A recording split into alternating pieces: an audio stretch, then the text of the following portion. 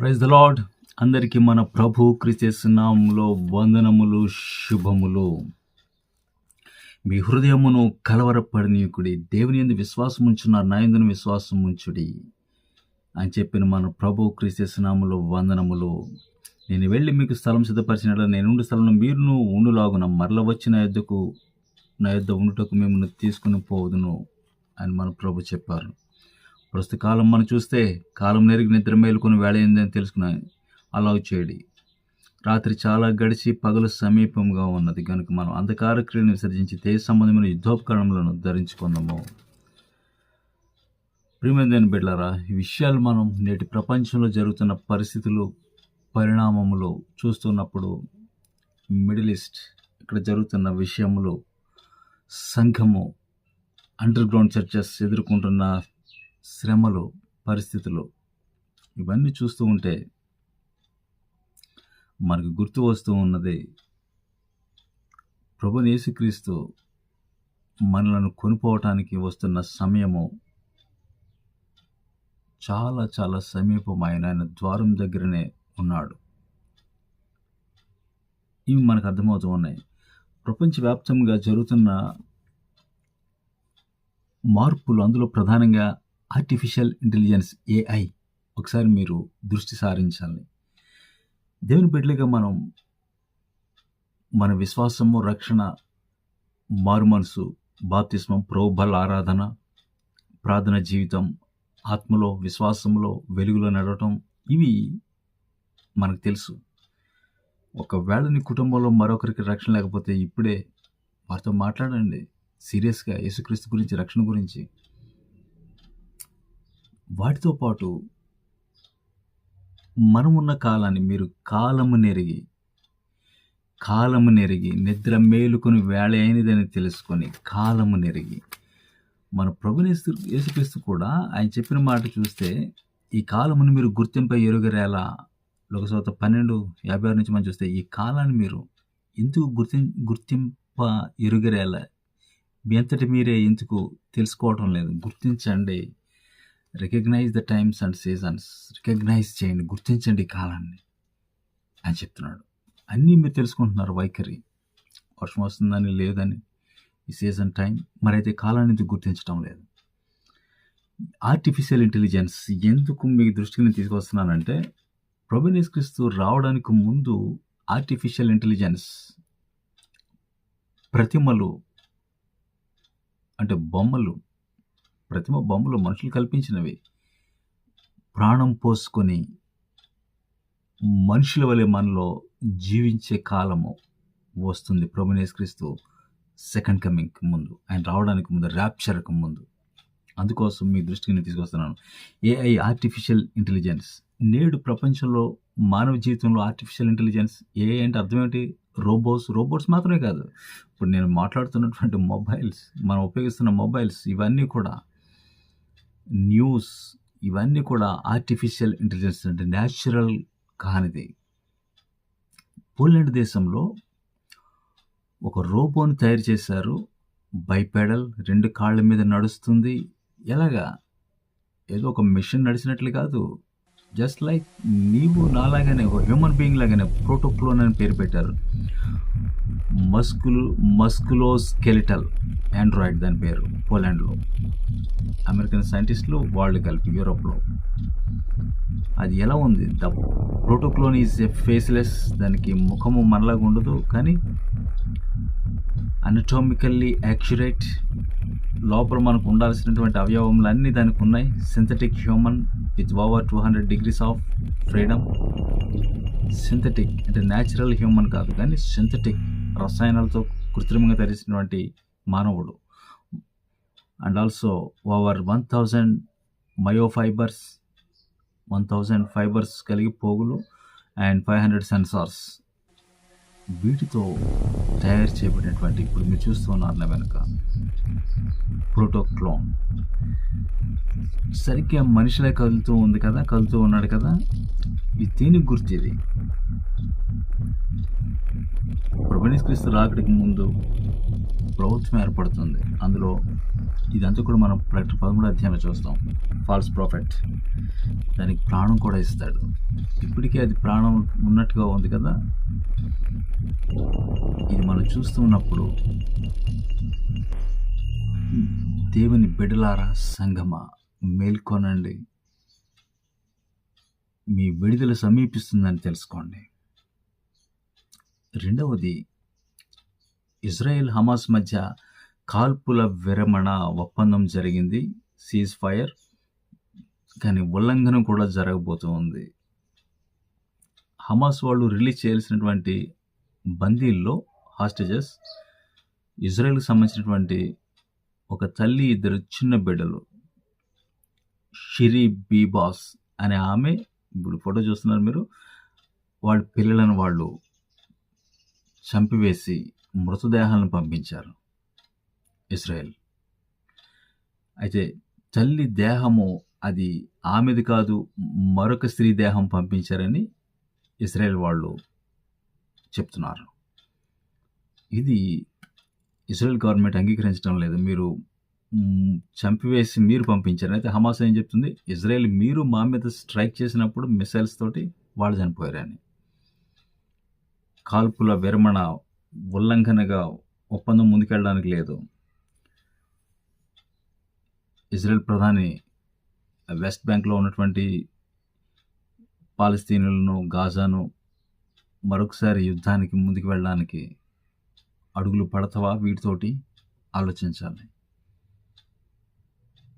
తర్వాత Pope Francis గురించి గత వారం రోజులుగా ఇటలీలో అతను వాటికన్ సిటీలో అస్వస్థతకు గురయ్యాడు.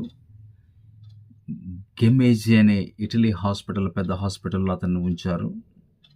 అతనికి న్యూమోనియా, బ్రాంకైటిస్, ఊపిరితిత్తుల సంబంధిత వ్యాధి చాలా ఎక్కువగా ఉంది కాబట్టి వయసు 88 సంవత్సరంలో అతను రిజైన్ చేస్తాడు, లేదు చనిపోయాడు, ఫునరల్కి సమాధి కార్యక్రమం రెడీ చేసుకునే అనే వార్తలు, ఊహాగానములు, స్పెక్యులేషన్స్ చాలా వచ్చాయి. చనిపోయాడని కొంతమంది, లేదు రిజైన్ చేస్తున్నాడని. అయితే వార్త ఏమిటన్నట్లయితే అతను బ్రతికే ఉన్నాడు, లేచి బ్రేక్ఫాస్ట్ చేశాడు. అలాగే పొంతిఫ్ వాటికన్ సిటీకి అతను చేయాల్సినటువంటి అన్నీ చేస్తూనే ఉన్నాడు పనులు. ఇక్కడ అతను చావలేదు, రిజైన్ చేయలేదు. ఎవరితను? పోప్ ఫ్రాన్సిస్, క్యాథలిక్ సంబంధించినటువంటి నాయకుడు. ఏమిటి మనకు అవసరమా? మీకు ఒకటి చెప్తున్నాను, ఆర్టిఫిషియల్ ఇంటెలిజెన్స్ బలంగా ఎదుగుతూ ఉంది అని చెప్తున్నాను కదా. మరొకటి, ప్రపంచవ్యాప్తంగా ఎల్జిబిటి అనేవాళ్ళు కూడా, హోమోసెక్సువల్స్ తీవ్ర స్థాయికి, పతాక స్థాయికి వెళుతున్నారు కదా. అయితే ఈ పోప్ ఫ్రాన్సిస్ గురించి ఎందుకు మనం తెలుసుకోవాలి? వయసు 88, అతను రిజైన్ చేస్తే మరొకటి వస్తాడు. విషయం ఏమిటన్నట్లయితే మనం తెలుసుకోవాలి.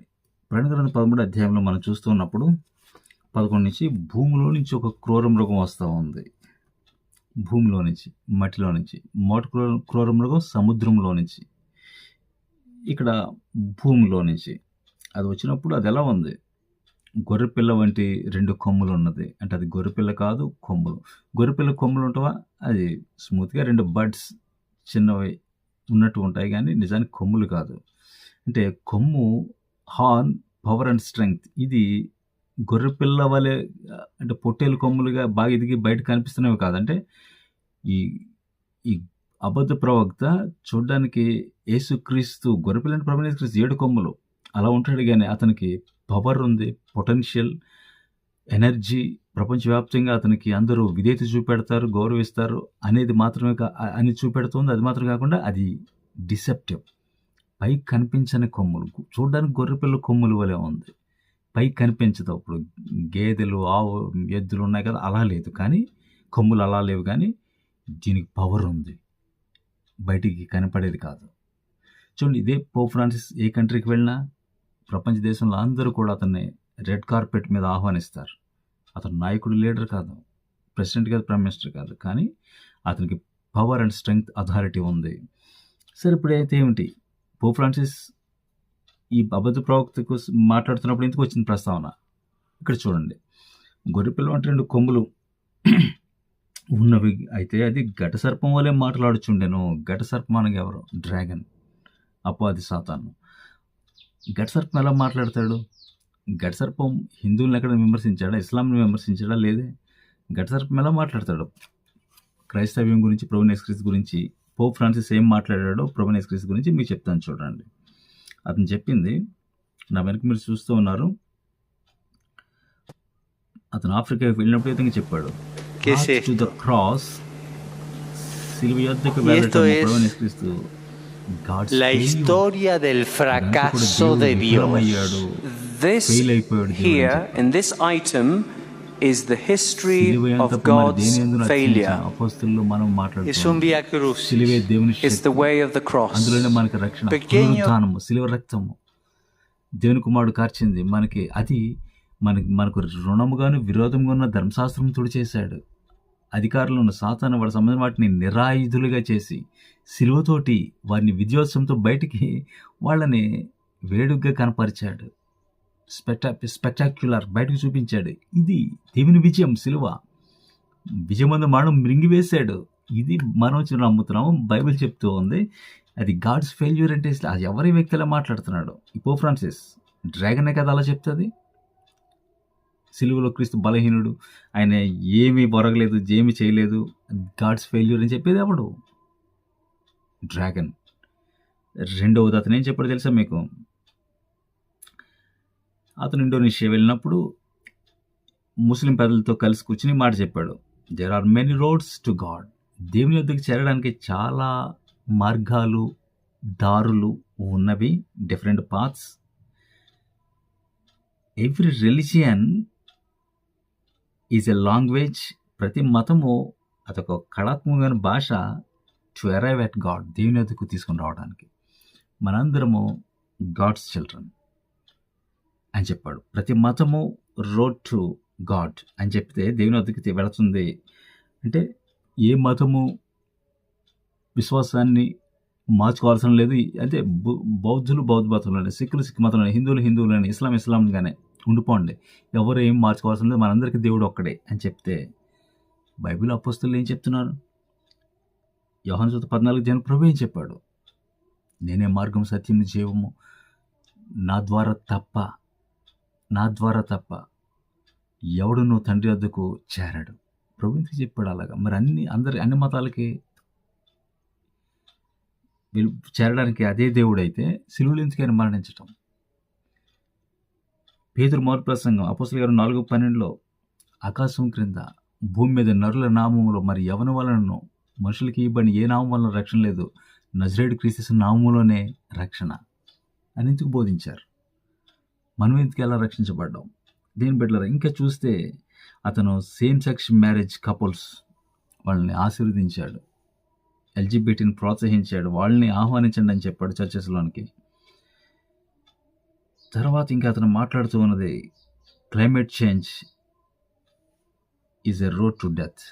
ప్రపంచంలో జరుగుతున్నటువంటి వాతావరణ పరిస్థితుల్లో క్లైమేట్ని కాపాడుకోండి. క్లైమేట్ ఎవరి వశంలో ఉంది? దేవుని వశంలో ఉంది.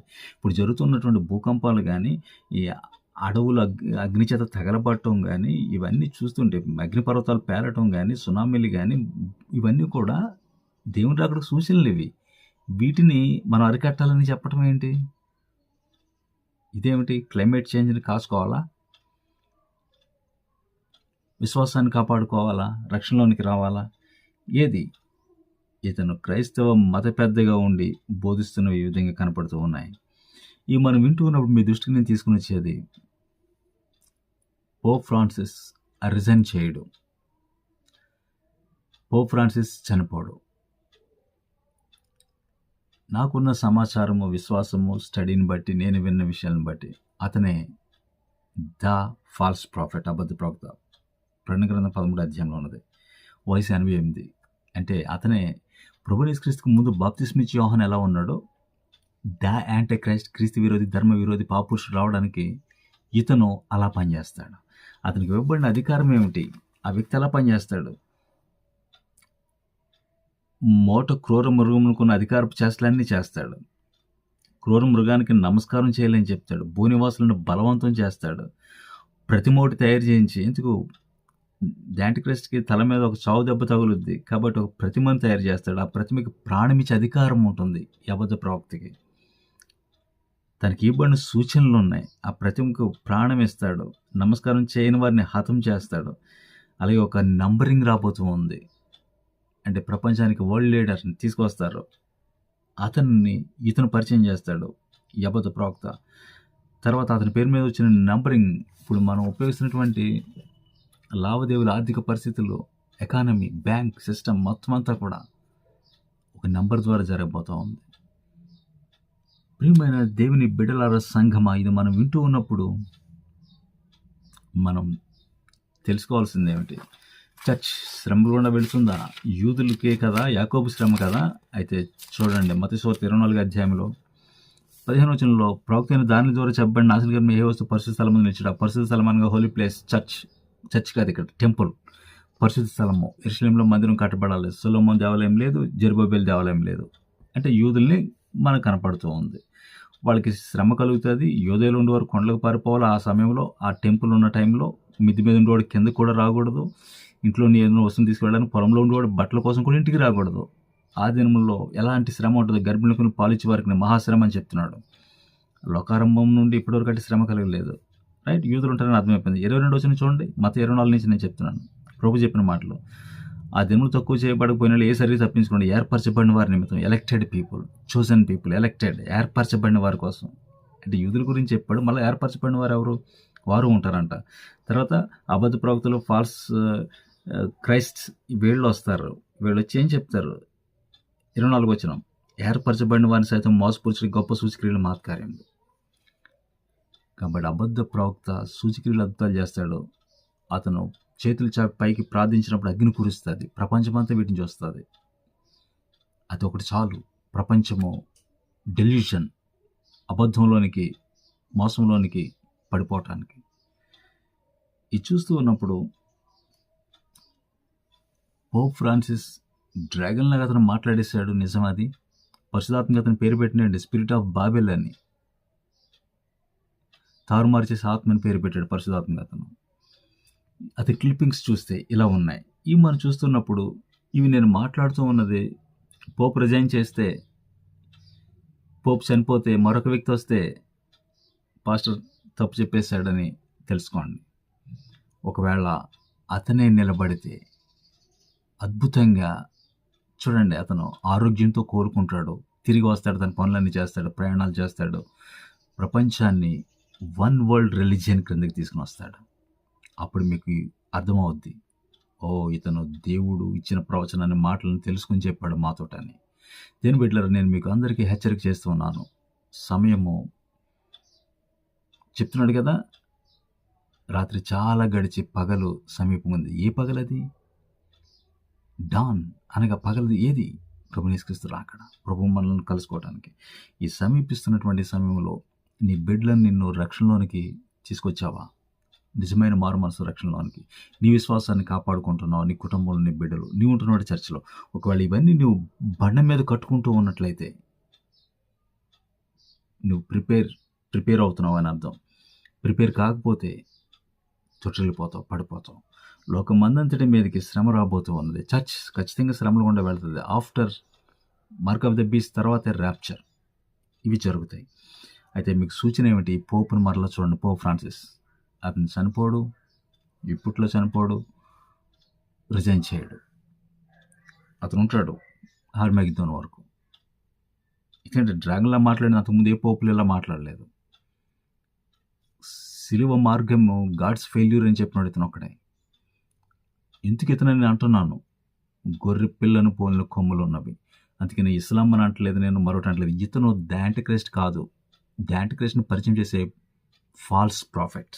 ఇది మీరు తెలుసుకోండి. రెండో క్రూర మృగం భూమిలోంచి వచ్చింది. అయితే మరొకడు వస్తాడు వీడి తర్వాత వెంటనే, వాడే the antichrist, counterfeit to Lord Jesus Christ. మన ప్రభుకి విరోధిగా డా యాంటిక్రైస్ట్, క్రీస్తు విరోధి. అంత్యక్రీస్తు అంటున్నారు కానీ అంత్యక్రీస్తు కరెక్ట్ కాదు పదం.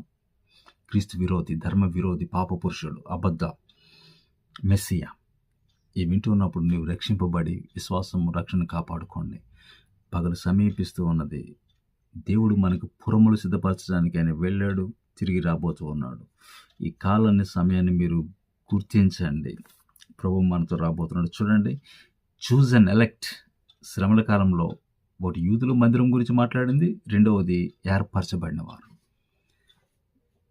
ఈ ఫాల్స్ ప్రాఫిట్ చేసే సూచక్రియల అద్భుతాలకి ప్రపంచం అటు వైపు వెళ్ళిపోద్ది. మీడియాలోను, మొబైల్, ఇంటర్నెట్లు ఇవన్నీ వచ్చేస్తాయి. అయితే ఆ సమయంలో మరొక ప్రక్క దేవునికి ఇద్దరు సాక్షులు ఉంటారు. వాళ్ళు యెరూషలేములో పరిచర్య చేస్తారు. ఇది సరిగ్గా జరిగేది మందిరం కట్టబడుతున్నప్పుడు. అంటే ఇజ్రాయెల్ జెరూసలేం విభజనకు వెళుతుంది. కాబట్టి మీ అందరి కోసం నేను ప్రార్థిస్తూ ఉన్నాను.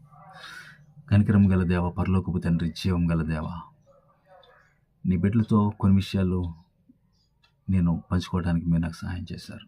మీటున్న నీ బిడ్డలందరినీ, తెలుగు సంఘాలని ఆయుధపరచండి, ఉజ్జీవపరచండి, మహిమలు రాకడకు సిద్ధపరచండి.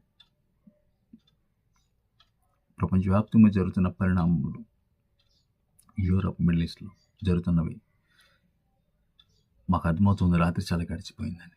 నీ బిడ్డలను కూడా ప్రిపేర్ చేయండి. సంఘములు, బిడ్డలను, ఇస్లాం,